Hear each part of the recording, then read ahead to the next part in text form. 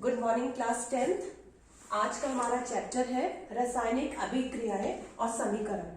पहले भी आपकी वर्कशीट जो आई थी, जो हमने आपको दी थी, जिसमें आपको बताया गया था भौतिक परिवर्तन और रासायनिक परिवर्तन में। भौतिक में जो पदार्थ बनता है, उत्पाद बनता है, उसके गुण नए नहीं होते, लेकिन रासायनिक में नए गुण होते हैं।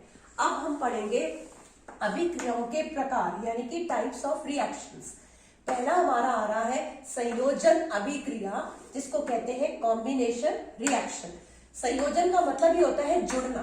तो जैसे दो इसमें अभिकारक है ए और बी, हम कोई भी लेके चल रहे हैं और वो हमको उत्पाद का सिर्फ एक देंगे, यानी कि वन प्रोडक्ट।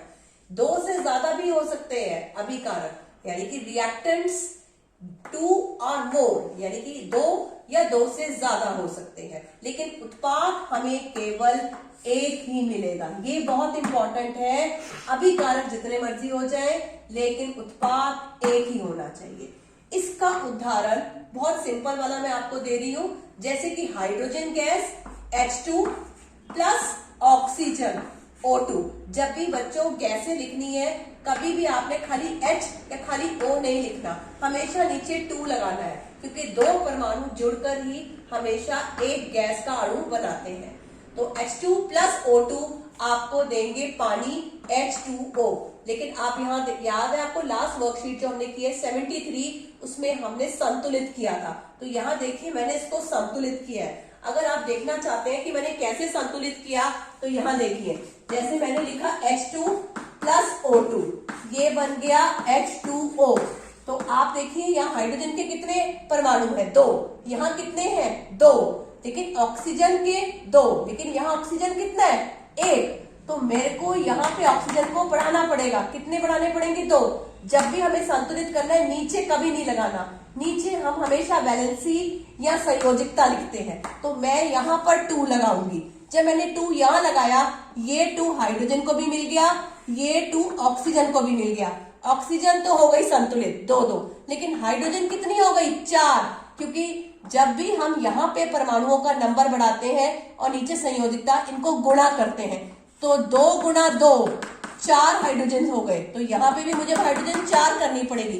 तो मैं 2 तो है ही है, तो मैं 2 और लगा दूंगी। तो 2H2 प्लस O2 आपको देंगे 2H2O। तभी मैंने यहाँ पे 2-2 किया है। अब हम आते हैं संयोजन अभिक्रियाओं के प्रकार। कितने प्रकार की होती है? इसमें से एक संयोजन अभिक्रिया होती है जिसको हम कहते हैं ऊष्मक्षेपी, यानी कि एक्सोथर्मिक। एक्सो का मतलब होता है आउटसाइड। एक्सरसाइज करते हैं ना, एक्सरसाइज कब होती है? लेसन के बाद। लेसन के बाहर होती है। तो एक्सो का मतलब होता है आउट, और थर्मिक का मतलब होता है हीट। तो ऊष्मा मतलब हीट, गर्मी। शेपी का मतलब होता है बाहर निकलना, अंदर नहीं लेना, बाहर निकलेगी। तो उसमें एक उदाहरण है, जैसे कि आप बिना बुझा हुआ चूना, जिसको हम कहते हैं कैल्शियम ऑक्साइड। कैल्शियम की संयोजकता 2 होती है, ऑक्सीजन की भी 2 होती है। तो 2-2 कट के खाली CaO हो गया, प्लस पानी H2O। तो हमें मिलता है बुझा हुआ चूना, यानी कि कैल्शियम हाइड्रोक्साइड। अगर आप ध्यान से देखें, कैल्शियम की संयोजकता यहाँ पे मैंने लगा दी है 2। हाइड्रोक्साइड एक बहुपरमाणु है, तो पूरे ब्रैकेट लगेगा, तब आप 2 लगाएंगे। ब्रैकेट नहीं लगाएंगे। अगर आपने गलती से ऐसे लिख दिया CaOH2, तो ये गलत है, क्योंकि आपने इसमें 2 खाली हाइड्रोजन को दे दिया, ऑक्सीजन को नहीं दिया। एक बच्चे को दे दिया, दूसरे को नहीं दिया, जबकि ये दोनों बच्चे एक साथ आए थे। तो हमको जब भी 2 लगाना है, तो हमको ऐसे करके 2 लगाना है हाइड्रोक्साइड के अंदर। ठीक है। उसके बाद हमने यहाँ पे ये मैंने ट्रायंगल जो बनाई है, ये ऊष्मा के लिए है। या तो ऊष्मा लिख दो या ये ट्रायंगल बना दो, ये इसका प्रतीक हो जाता है। ठीक है। और अगर आप ध्यान से देखें, तो ये संयोजन है। संयोजन क्यों है? क्योंकि अभिकारक तो 2 है, लेकिन उत्पाद 1 है। हीट को हम उत्पाद, क्योंकि कोई यौगिक नहीं बना, तो आप इसको नहीं गिनेंगे, यौगिक एक ही बना है, कैल्शियम हाइड्रोक्साइड। तो ये संयोजन भी हो गया और ऊष्मक्षेपी भी हो गया। तो ये आपका आ गया। ये आपकी हो गई संयोजन अभिक्रिया। अब हम दूसरा आते हैं वियोजन अभिक्रियाओं पे। वियोजन का मतलब होता है टूटना। संयोजन का ऑपोजिट वियोजन, यानी कि डीकॉम्पोजिशन। जैसे आप इंग्लिश में कॉम्पोजिशन लिखते हैं ना, ऐसे लिखते हैं। डीकॉम्पोजर्स आपने पढ़ा था, जो तोड़ते हैं। इसके अंदर क्या होगा, इसमें अभिकारक एक ही होगा, और लेकिन उत्पाद दो भी हो सकते हैं, दो से अधिक भी हो सकते हैं, जैसे B plus C plus D E, जितने मर्जी उत्पाद हो जाए कोई बात नहीं। देखो बिल्कुल ऑपोजिट हो गया, यहाँ पे एक उत्पाद था, यहाँ पे उत्पाद एक से ज्यादा हो गया, और यहाँ अभिकारक इसके अंदर दो थे, इसमें अभिकारक एक हो गया। तो ये चीज का ध्यान रखना है। तो वन रिएक्टेंट आपको देंगे 2 और मोर प्रोडक्ट्स। अब आते हैं कि वियोजन किसके द्वारा होती है, कैसे होती है वियोजन। वियोजन के 3 कारण मेन है। एक है ऊष्मा के द्वारा यानी कि हीट के द्वारा, एक होता है प्रकाश या लाइट के द्वारा, एक होता है विद्युत या इलेक्ट्रिसिटी के द्वारा। पहला हम पढ़ते हैं हीट या ऊष्मा के द्वारा। इसमें आपका जो मार्बल होता है कैल्शियम कार्बोनेट CaCO3, कैल्शियम की संयोजकता 2, कार्बोनेट की 2। जैसे कि हमने पढ़ा था पीछे कैल्शियम ऑक्साइड में, तो इसमें भी कैल्शियम कार्बोनेट लिखा।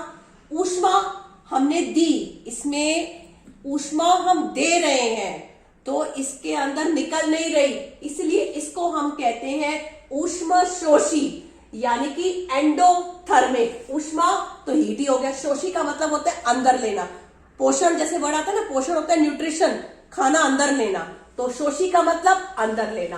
तो एंडो मीन्स इनसाइड, थर्मिक मतलब हीट। और याद रखना जब भी कार्बोनेट टूटेगा बच्चों, जब भी एक प्रोडक्ट एक उत्पाद हमेशा निकलेगा वो है CO2 कार्बन डाइऑक्साइड, और बाकी बच गया CaO। अगर आप ध्यान से देखिए calcium 1 calcium 1, carbon 1 carbon 1, oxygen कितने हैं बच्चों 3, तो यहाँ पे कितने ऑक्सीजन है, 1 यहाँ ऑक्सीजन 2 यहाँ, तो 1 + 2 3, तो ये संतुलित है, हमें कुछ भी करने की जरूरत नहीं है। तो ये ऊष्मा शोषी है वियोजन अभिक्रिया। तो संयोजन में आती है ऊष्मक्षेपी और वियोजन में आती है ऊष्मा शोषी। उसके बाद आते हैं प्रकाश या लाइट के द्वारा। इसमें हमने लिया है सिल्वर क्लोराइड AgCl, इसकी Ag की संयोजकता 1, क्लोराइड की 1, तो इसलिए हमें लगाने की जरूरत नहीं। सूर्य के प्रकाश सनलाइट में ये टूट जाता है और हमें मिलता है सिल्वर 2Ag प्लस गैस। जब मैंने आपको बताया था जब भी गैस निकलेगी तो हमें 2 लगाना है, जैसे O2 gas O2, hydrogen gas निकलेगी तो H2, नाइट्रोजन गैस निकलेगी तो N2। और सिल्वर क्लोराइड का रंग सफेद होता है, और जब ये टूटता है वियोजित होता है तो वे स्लेटी रंग का हमको ये पदार्थ मिलता है। ये क्वेश्चन आया था पिछले बोर्ड्स के अंदर कि सफेद रंग का हमने पाउडर लिया और जब उसको सूर्य के प्रकाश में लगा तो उसका धूतर रंग या स्लेटी रंग निकला। तो बताइए वो कौन सी अभिक्रिया है, वो अभिक्रिया लिखने को दी थी आपको और इसका कहाँ प्रयोग होता है। तो ये वही वाली अभिक्रिया है जो लास्ट बोर्ड में भी आई थी।